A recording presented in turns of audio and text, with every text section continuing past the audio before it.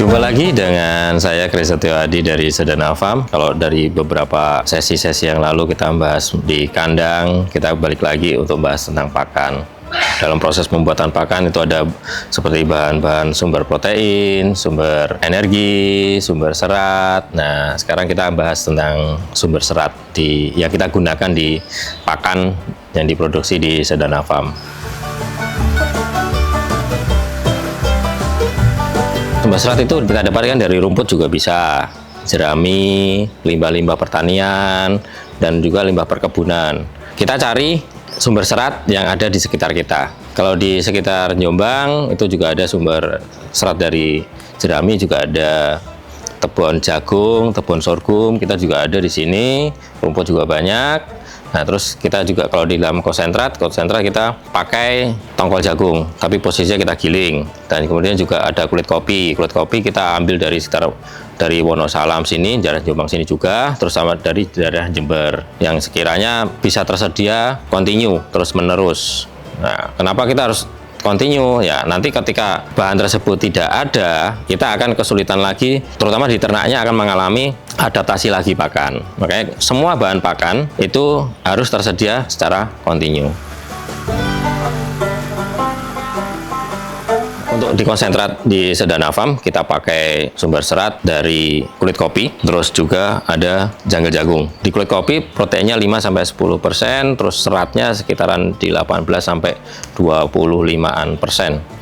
Kalau untuk di tongkol jagung itu sekitaran di 3-6% proteinnya, terus untuk serat kasarnya di kisaran di 25-35%. Itu tergantung kondisinya. Dan itu kondisinya masing-masing bahan yang kita gunakan itu kondisinya bersih, bebas dari sampah-sampah yang lain, terutama yang anorganik seperti plastik. Terus juga ada sampah-sampah yang tidak bisa dicerna sama ternak nantinya. Jadi kondisi harus bersih dan kering.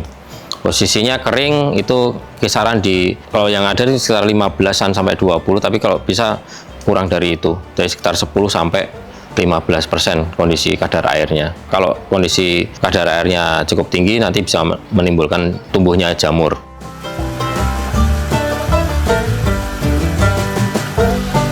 Dalam pengadaan bahan baku, kita perlu membuat standar-standar kepada supplier yang akan masuk. Jadi kita berikan SOP-nya bagaimana, kualitasnya bagaimana, kita harus berikan ke mereka supaya ketika barang dikirim udah sesuai dengan spek yang kita inginkan.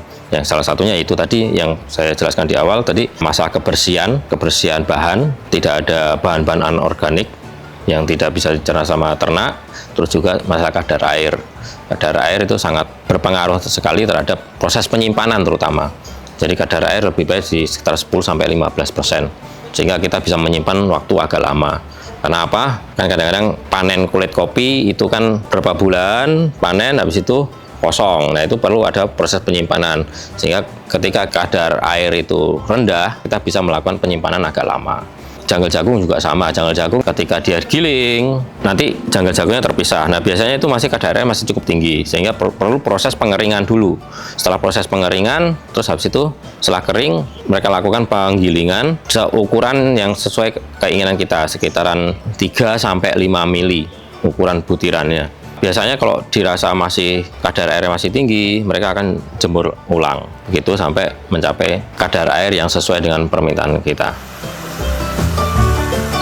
Setelah itu supplier kirim ke gudang, terus kita simpan. Pada saat kita melakukan pembuatan pakan, kita atur dulu sumber protein, sumber energi, dan juga sumber serat. Dalam memasukkan bahan-bahan tersebut, kita harus bertahap. Jadi yang dari butiran yang agak besar, seperti kulit kopi dan janggel jagung, itu kan butirannya agak besar. Jadi kita masukkan terlebih dahulu, habis itu baru kita masukkan yang agak lebih kecil lagi, bertahap demi tahap, dan kita mixing sampai sekitaran 15-20 menit sehingga sampai kondisinya homogen. Ketika kita berikan ke ternak bisa makan semuanya. Jadi makan sumber karbo, sumber energi, sumber protein, dan sumber serat, dan juga yang feed additive juga yang kita masukkan seperti premix, itu bisa terurai, tercampur dengan sempurna, homogen, sehingga tidak ada salah satu bahan yang kurang. Yang penting dalam proses pengadukan itu harus homogen.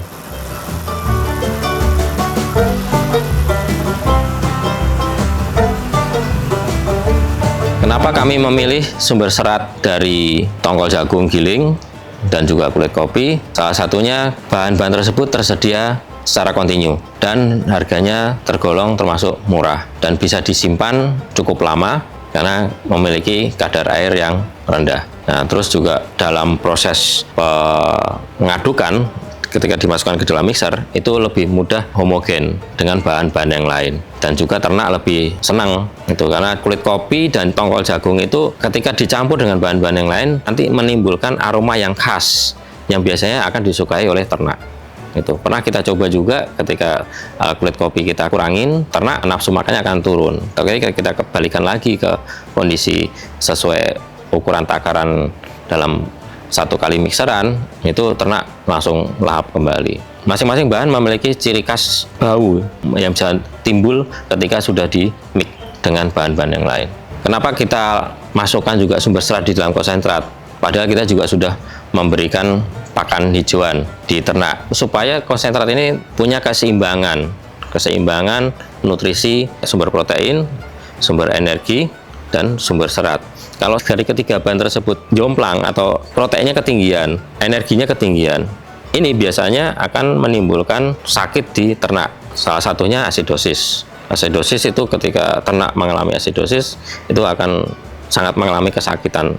Ciri-ciri utamanya ya diare, terus kemudian di kaki akan jadi kepencangan, dan itu akan agak lama itu proses penyembuhannya. Nah, kalau seperti itu kan nanti target kita dalam penggemukan atau dalam pemeliharaan ternak breeding itu akan mengalami kendala. Sedangkan kalau penggemukan kita ditarget untuk menaikkan berat badan. Kalau kondisi si ternak itu sakit, kakinya sakit, diare, otomatis akan menurunkan tingkat pertumbuhannya. Sehingga goal kita untuk mencapai target bobot sekian akan lambat. Sumber serat juga kita bisa olah dengan proses fermentasi. Jadi salah satu bahan kulit kopi atau janggal jagung atau jerami itu bisa juga difermentasi untuk melunakkan tekstur bahan. Fermentasi selama sekitar 3 minggu dengan penambahan probiotik dan molasses atau juga bahan yang lain, itu juga bisa melunakkan tekstur dari si sumber serat tersebut dan juga menaikkan nutrisi dari sumber serat. Jadi biasanya protein akan naik sekitaran 3-5%. Jadi kalau tadi semisal janggal jagung itu 3%, itu bisa naik menjadi sekitar 7%-an. Di kulit kopi juga bisa naik lagi. Jadi kita butuh proses fermentasi. Kalau teman-teman di daerah-daerah sumber yang menghasilkan kopi itu kan banyak limbahnya, dan itu bisa diolah mandiri sendiri sebagai sumber pakan juga. Kalau di daerah-daerah jagung juga banyak melimpah, silakan digunakan.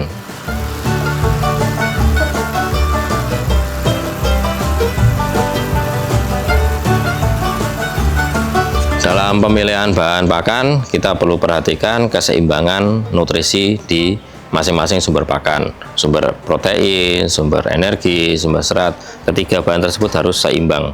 Ketika salah satu bahannya itu agak ketinggian, pasti akan bermasalah dengan kondisi si ternak. Jadi protein, energi, serat itu harus seimbang. Dan yang pasti semua bahan ini harus kita perhatikan aspek mutu, lama penyimpanan, dan yang pasti ekonomis, supaya antara biaya produksi dan hasil yang akan kita peroleh itu bisa seimbang, sehingga kita dalam memelihara ternak itu kita mendapat hasil yang cukup baik dan menguntungkan.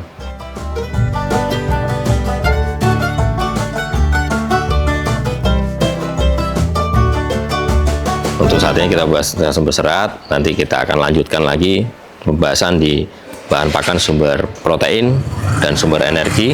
Maka dari itu selalu ikuti channel YouTube Sedana Farm di episode-episode selanjutnya. Oke, salam ternak.